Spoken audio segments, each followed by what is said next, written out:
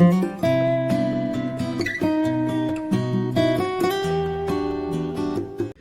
everyone, welcome to काम classes. I hope you guys are doing well. तो अब तक हमने एंसेंट हिस्ट्री में सिंधु घाटी सभ्यता, वैदिक सभ्यता, 16 महाजनपदों का विभाजन और बौद्ध धर्म और जैन धर्म के बारे में देखा है। ठीक, तो आज के वीडियो में हम मगध साम्राज्य के बारे में देखेंगे। तो उसमें हम देखेंगे कि इस साम्राज्य पर कितने शासकों ने अपना शासन किया। तो जब 16 महाजनपद हमने देखे तो उस समय जो महाजनपदों का विभाजन हुआ तो जो महाजनपद थे उनकी राजनीतिक और आर्थिक स्थिति में एक संघर्ष चल रहा था। तो उस समय सभी महाजनपद जो हैं वो अपनी अपनी सीमा का विस्तार करना चाहते थे और उस समय मगध जो था इस काम में सबसे ज़्यादा उभर कर सामने आया, क्योंकि उसकी जो भौगोलिक स्थिति, राजनीतिक स्थिति तो और आर्थिक स्थिति थी वो सबसे ज़्यादा मजबूत थी, जिस कारण मगध साम्राज्य को उस समय सबसे शक्तिशाली महाजनपद बनने में मदद मिली थी। ठीक, तो आगे हम देखते हैं। जो मगध जो था वो प्राचीन 16 महाजनपदों में से एक था और सबसे शक्तिशाली महाजनपद था। मगध जो था सबसे शक्तिशाली महाजनपद था और हमें महाभारत से एक जानकारी मिलती है कि मगध पर सबसे पहले बृहद्रथ वंश का शासन था। ठीक, जिसकी स्थापना जो है, जिसके संस्थापक जो थे वो बृहद्रथ थे। पर इस वंश का जो है सबसे प्रतापी शासक जो है वो जरासंध था। बृहद्रथ वंश का जो सबसे शक्तिशाली शासक था उसका नाम था जरासंध, पर इसकी कोई भी ऐतिहासिक प्रामाणिकता नहीं मिलती, इसीलिए इतिहासकार जो हैं इस वंश को सबसे पहला वंश नहीं मानते हैं। और मगध के शक्तिशाली होने के कुछ मुख्य कारण थे, तो वो क्या क्या थे? तो पहला था कि विस्तृत उपजाऊ मैदान। मगध का जो उपजाऊ मैदान था वो बहुत बड़ा था, यानी कि जो इसकी भौगोलिक स्थिति थी वो नदियों से घिरा हुआ था, जैसे गंगा, सोन नदी, गंडक नदी, ये सारी नदियों से जो मगध साम्राज्य था वो घिरा हुआ था, जिसके कारण वहाँ की ज़मीन जो थी वो बहुत ज़्यादा उपजाऊ थी। दूसरा कारण था व्यापार में वृद्धि। ठीक, तो इसकी भौगोलिक स्थिति जो थी वो अच्छी थी, जिसके कारण यहाँ की ज़मीन जो थी वो भी उपजाऊ थी। तो यहाँ का जो कृषि था उसका पैदावार बहुत ज़्यादा था और ये जो है दूसरे महाजनपदों से इसका व्यापार अच्छा होता था कृषि के कारण। ठीक, कृषि अच्छी होने के कारण जो मगध साम्राज्य था वो अपना व्यापार दूसरे महाजनपदों से करता था, जिसके कारण इसकी व्यापार में वृद्धि होती थी। तीसरा कारण था कि इसकी जो है प्राकृतिक सुरक्षा। ठीक, तो प्राकृतिक सुरक्षा क्या थी? तो इसके संदर्भ में ये है कि इसकी जो भौगोलिक स्थिति थी वो एक अच्छी स्थिति थी, जिससे इसको प्राकृतिक सुरक्षा मिलती थी।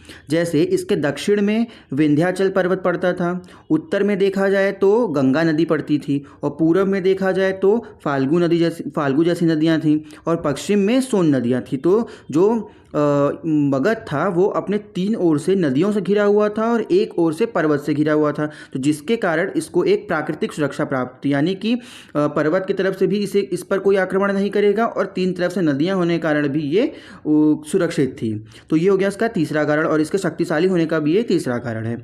चौथा कारण है इसके खनिज संसाधनों की उपलब्धता। तो खनिज संसाधनों की उपलब्धता के कारण भी मगध को अपने विकास में एक महत्वपूर्ण योगदान मिलता था इन संसाधनों के कारण। ठीक, ये हो गया इसका चौथा कारण। पांचवा कारण था इसका वन क्षेत्र तथा हाथियों की उपलब्धता, यानी कि जो मगध था उसका जो वनीय क्षेत्र था वो बहुत ज़्यादा था और उस समय के जो वहाँ के वन क्षेत्र थे वहाँ पर हाथियों की उपलब्धता भी ज़्यादा होती थी, तो ये भी उसका शक्तिशाली होने का एक कारण है। और छठवां कारण था कि वो जो कृषि में उपयोग करते थे वो कृषि में लोहे का उपयोग करते थे, यानी कि लोहे की बनी वस्तुओं का उपयोग करते थे कृषि करने में, तो इससे उनकी जो कृषि का जो पैदावार था वो भी एक अच्छे मात्रा में होता था, जो कि मगध के शक्तिशाली बनने का एक कारण बना था। इसका एक और मगध के शक्तिशाली होने का एक और भी कारण था, जो था कि यहाँ की धान की रोपाई।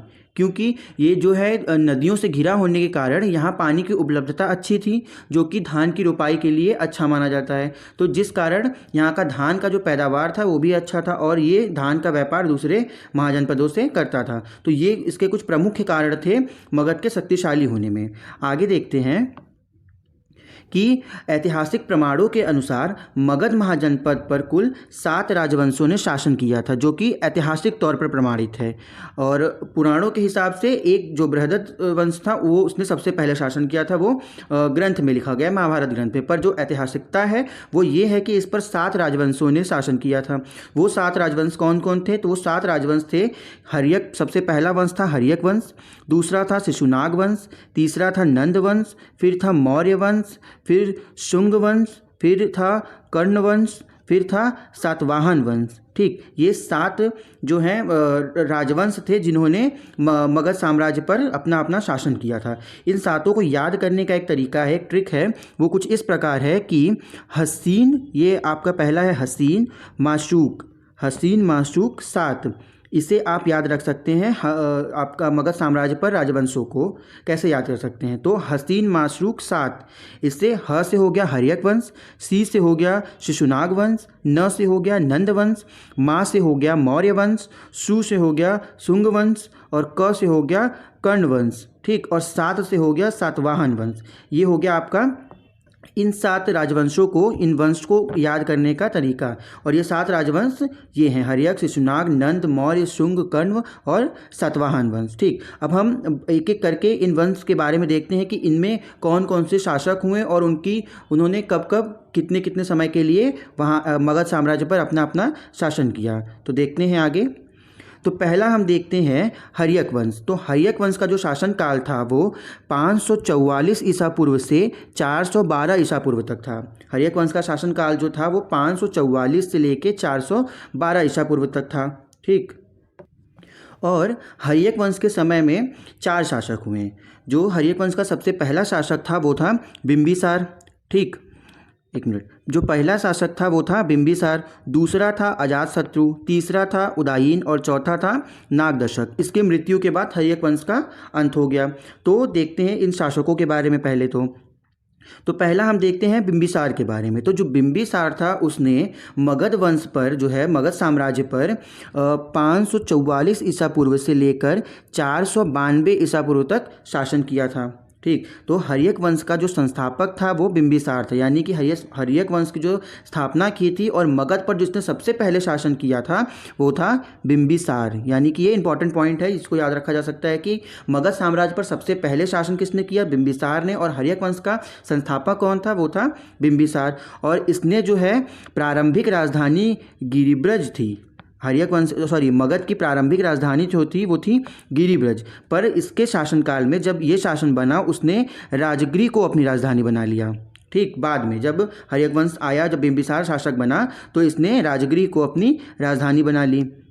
उसके बाद बिंबिसार ने विवाह के माध्यम से दहेज के रूप में लिए गए क्षेत्र से अपने साम्राज्य का विस्तार किया। यानी कि जो इसका जो साम्राज्य बढ़ा वो इसके द्वारा जो शादी की गई उसमें जो इसे धन प्राप्ति होती थी या जो ज़मीन प्राप्त होता था उसके थ्रू इसने अपना जो है साम्राज्य बढ़ाया। और इस जो बिंबिसार था उसने 3 शादियाँ की थी।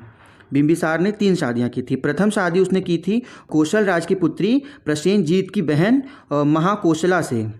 इसने जो है अपनी पहली शादी कौशल राज की पुत्री और प्रसेनजीत की बहन से की थी, जो कि महाकौशला देवी थी। ठीक, और इस विवाह से इन्हें दहेज में काशी प्राप्त हुआ था। यानी कि काशी जो है मगध में तब शामिल हुआ जब इसने अपनी पहली शादी की थी महाकौशला से और वो इसे दहेज में मिला काशी राज्य। ठीक, फिर इसने दूसरी शादी जो है वो चेलना से की थी। ठीक, चेलना कहाँ की थी? तो चेलना जो है वैशाली के लच्छवी की राजकुमारी थी। चेलना जो है वैशाली के लच्छवी की राजकुमारी थी, जिससे इसे वैशाली राज्य जो है वो प्राप्त हुआ। फिर उसके बाद इसने तीसरा विवाह जो है छेमा पंजाब के मुद्र कुल की राजकुमारी से किया। ठीक, उसके बाद इसे पंजाब पर अपना अधिकार किया। ठीक, उसके बाद जो है बिंबिसार ने अपने शासनकाल में अंगराज को जीता था। ठीक। और उसे अपने राज्य में मिला लिया अंग को। ठीक। उसने वहाँ का सेनापति जो है, अंगराज का सेनापति, उसने अपने पुत्र अजातशत्रु को बनाया था उस समय। जिस समय उसने अंगराज को जीता उस समय वहाँ का जो सेनापति बनाया उसने अपने पुत्र अजातशत्रु को वहाँ का सेनापति बना दिया था। और उसी समय अवंती के राजा जो थे प्रद्योत, उनको एक पांड रोग की बीमारी हो गई थी, जो कि एक लाइलाज बीमारी थी। और वहाँ के जो अवंती के जो वैद्य थे, उन्होंने यहाँ तक कह दिया था कि राजा की बीमारी जो है वो सही नहीं की जा सकती, ये लाइलाज बीमारी है। ठीक। तो जब बिंबिसार को यह बात पता चली तो उसने अपने राजवैद्य जीवक को, यानी कि जीवक एक महत्वपूर्ण व्यक्ति था इसके शासनकाल में, और वो उसका राजवैद्य था बिंबिसार का, तो उसने जीवक को भेजा था अवंती राजा के इलाज के लिए। ठीक। और उनके इलाज के बाद, जीवक के इलाज के बाद, जो अवंती के राजा थे उनका रोग ठीक हो गया था। तो और उसके बाद से ही बिंबिसार और अवंती के राजा प्रद्योत के बीच में मैत्रीपूर्ण संबंध हो गए थे। ठीक। आगे देखते हैं। अब जो है बिंबिसार के बाद उसका पुत्र अजातशत्रु जो था वो मगध का शासक बना। ठीक। तो जो इसका शासनकाल था वो 492 ईसा पूर्व से 461 ईसा पूर्व तक था। 492 से 461 ईसा पूर्व तक अजातशत्रु का शासनकाल था। और इसने जो है बिंबिसार की हत्या करके मगध का साम्राज्य पाया था, क्योंकि बिंबिसार जो है बिंबिसार था वो अपनी गद्दी नहीं छोड़ रहा था, इसलिए जो उसका पुत्र था उसने बिंबिसार की हत्या करके वहाँ पर अपना आधिपत्य जमाया। ठीक। और पिता की हत्या के कारण ही अजातशत्रु को प्रीतहंता भी कहा जाता है। ठीक। अजातशत्रु का अर्थ क्या होता है? तो अजातशत्रु का अर्थ होता है शत्रुओं का नाश करने वाला, और इसी कारण इसे कुणिक भी कहा जाता है। और इस पे भी क्वेश्चन बनता है कि कुणिक किस शासक को कहा जाता है? तो कुणिक जो है अजातशत्रु को कहा जाता है। और अजातशत्रु के काल में ही जो बौद्ध संगति हुई थी, उसकी पहली बौद्ध संगति अजातशत्रु के काल में ही हुई थी। ये पॉइंट इम्पॉर्टेंट है कि जो बौद्ध संगति हुई थी, मैंने बौद्ध में भी पढ़ाया था कि बौद्ध संगति जो पहली बार हुई थी वो अजातशत्रु के शासनकाल में हुई थी। उसके बाद देखते हैं तो अजातशत्रु ने वैशाली पर आक्रमण करके उसे मगध में मिला लिया, और इस युद्ध में उसने 2 नए हथियार यानी रथमूसल तथा महाशिलाकंटक का प्रयोग किया था। रथमूसल और महाशिलाकंटक का प्रयोग उसने जो है वैशाली पर जब आक्रमण किया था तब किया था। और ये दोनों हथियार जो हैं इस तरीके से दिखते थे। रथमूसल जो था वो इस तरीके से था जिसमें घोड़े के जो रथ होता है उस पे आगे एक ये तलवार नुमा आकृति बनी होती है जो तलवार की ही होती है। और ये रथ जो महाशिलाकंटक था वो इसमें जो बड़े बड़े पत्थरों को यहाँ रख कर फेंका जाता था दूसरी सेना की ओर। ठीक। ये हो गए दोनों हथियार के बारे में। तो अजातशत्रु ने वैशाली पर आक्रमण करके उसे मगध में मिला लिया, और इस समय इस युद्ध में उसने 2 नए हथियारों का प्रयोग किया था। उनके नाम थे रथमूसल और महाशिलाकंटक। रथमूसल और महाशिलाकंटक। ठीक। आगे देखते हैं। तो इसके बाद जो है उदयीन का शासनकाल आया है। उदयीन का जो शासनकाल था वो था 461 ईसा पूर्व से लेके 445 ईसा पूर्व तक। 461 से 445 तक उदयीन का शासनकाल रहा। इसके शासनकाल में क्या हुआ? तो इसने भी अपने पिता की हत्या करके ही राजगद्दी पाई, यानी कि ये भी प्रीतहंता कहलाया, क्योंकि इसने भी अपने पिता की हत्या की थी। और उस समय इसने गंगा और सोन नदी के संगम पर संगम के समीप एक शहर की स्थापना की थी, जिसका नाम इसने पाटलिपुत्र रखा, जो कि इस समय का पटना है। ठीक। और इसने उस समय राजगृह को जो है अपनी राजधानी हटाकर पाटलिपुत्र को अपनी राजधानी बना लिया, यानी कि जो राजगृह था वो बिंबिसार के समय चला और अजातशत्रु के समय जो है मगध की राजधानी थी। पर जब उदयीन का शासनकाल आया तो उसने राजगृह को अपनी राजधानी हटाकर पाटलिपुत्र को अपनी राजधानी बना ली, क्योंकि ये उसने खुद से स्थापित किया था, ये शहर उसने खुद बनाया था। ठीक। और उसके बाद उदयीन के बाद जो है उसका पुत्र नागदशक जो था वो मगध का शासक बना, लेकिन ये बहुत अयोग्य शासक था और इसकी हत्या उसके सेनापति शिशुनाग नहीं कर दी थी। तो जो उदयीन के बाद इसका बेटा जो नागदशक शासक बना उसकी हत्या उसके सेनापति शिशुनाग ने कर दी। और ये क्योंकि ये अयोग्य शासक था, और इसके बाद से ही शिशुनाग वंश की स्थापना हुई, यानी कि जब शिशुनाग शासक बना तो उसके बाद से शिशुनाग वंश की स्थापना हो गई। तो अब आगे शिशुनाग के बारे में देखते हैं। तो शिशुनाग वंश जो था, शिशुनाग वंश का समयावधि है 412 ईसा पूर्व से लेकर 394 ईसा पूर्व तक, 412 से 394 तक। ठीक। और जब शिशुनाग राजा बना, शासक बना, तो इसने भी राजधानी बदली और इसने अपनी राजधानी को वैशाली बनाया, वैशाली को अपनी राजधानी बना लिया। और ये बना, शिशुनाग जो बना वो बना आपका शिशुनाग वंश का संस्थापक बना। ठीक। तो इस चार्ट से समझिए, तो शिशुनाग ने जो है मगध पर जब शासन किया तो उसने वैशाली को अपना राजधानी बनाया। उसके बाद उसके पुत्र, जो उसका पुत्र था जो कालाशोक था, उसके पुत्र का नाम, जब उसका शासनकाल आया तो उसने जो है पाटलिपुत्र को अपनी राजधानी बनाई। ठीक। और इसी समय जो है द्वितीय बौद्ध संगति हुई थी। द्वितीय बौद्ध संगति जो है कालाशोक के शासनकाल में हुई थी। ठीक। तो पहली हुई थी, जो मैंने पीछे बताया, पहली हुई थी इसके अजातशत्रु के शासनकाल में जो पहली हुई थी, और दूसरी जो हुई थी वो हुई थी कालाशोक के शासनकाल में। ठीक। और उसके बाद जो इसका अंतिम इस वंश का जो अंतिम शासक था वो था नंदीवर्मन, जिसकी हत्या जो है महापद्मानंद ने कर दी थी। नंदीवर्मन था इसका अंतिम शासक और इसकी हत्या जो है वो महापद्मानंद ने कर दी थी। इसके बाद नंद वंश का स्थापना हुई। तो अब नंद वंश के बारे में देखते हैं। तो जो नंद वंश का समयावधि था वो था 344 ईसा पूर्व से लेकर 326 ईसा पूर्व तक। यानी नंद वंश जो चला वो 344 से लेकर 326 ईसा पूर्व तक चला। और नंद वंश का जो संस्थापक था वो महापद्मानंद था। पुराणों में उल्लेख मिलता है कि नंद वंश का संस्थापक जो था शूद्र था, यानी कि जो महापद्मानंद था वो एक शूद्र जाति से आता था। ठीक। महापद्मानंद इस वंश का सबसे महान शासक था, जिसे अनेक क्षत्रिय राजाओं को जीतकर अपने राज्य में सम्मिलित किया। यानी जो उस समय के राजा थे, क्षत्रिय राजा थे, उनको हराकर महापद्मानंद ने उनका जो राज्य था वो अपने राज्य में सम्मिलित किया और ये उस समय का सबसे महान शासक बना। उसके बाद इस महापद्मानंद को सर्व क्षत्रांतक की उपाधि भी धारण है, क्योंकि उसने क्षत्रियों का नाश किया था। क्षत्रियों का नाश करने के कारण ही उसे सर्व क्षत्रांतक की उपाधि प्राप्त हुई थी। और उसने कलिंग जीतकर, जब उसने कलिंग पर विजय प्राप्त की, उसके बाद उसे एक राट की उपाधि हासिल हुई। उसे एकराट की उपाधि कब हासिल हुई? जब उसने कलिंग पर जीत प्राप्त की थी, तो उसे एकराट की उपाधि प्राप्त हुई। इसके आगे देखते हैं नंद वंश में। तो महापद्मानंद ने जो है कलिंग पर आक्रमण किया था, इसका उल्लेख जो है कलिंग नरेश खारवेल के हाथी गुम्फा अभिलेख में मिलता है कि उसने, महापद्मानंद ने जो है कलिंग पर विजय प्राप्त की थी। ठीक। विजय के पश्चात जो है महापद्मानंद ने कलिंग में एक नहर का निर्माण भी करवाया था। और महापद्मानंद के कुल 8 पुत्र थे, जिनमें धनानंद भी था। और धनानंद जो था वो नंद वंश का अंतिम शासक था। अब देखते हैं धनानंद के बारे में। तो धनानंद जो था वो बहुत क्रूर शासक था। ठीक। और ये नंद वंश का जो है अंतिम शासक था। यह शासक, और इसी के समय में ही जो सिकंदर था वो और बाहरी देशों को जीतकर अपने में मिला रहा था। तो सिकंदर जो था वो इसके समकालीन था, इसके धनानंद के। इसी समय में 326 ईसा पूर्व में मैसिडोनिया के शासक सिकंदर ने पश्चिमोत्तर भारत पर आक्रमण किया। इसके बारे में भी हम अगले वीडियो में देखेंगे कि सिकंदर ने पश्चिमोत्तर भारत पर कहाँ कहाँ आक्रमण किया था। ठीक।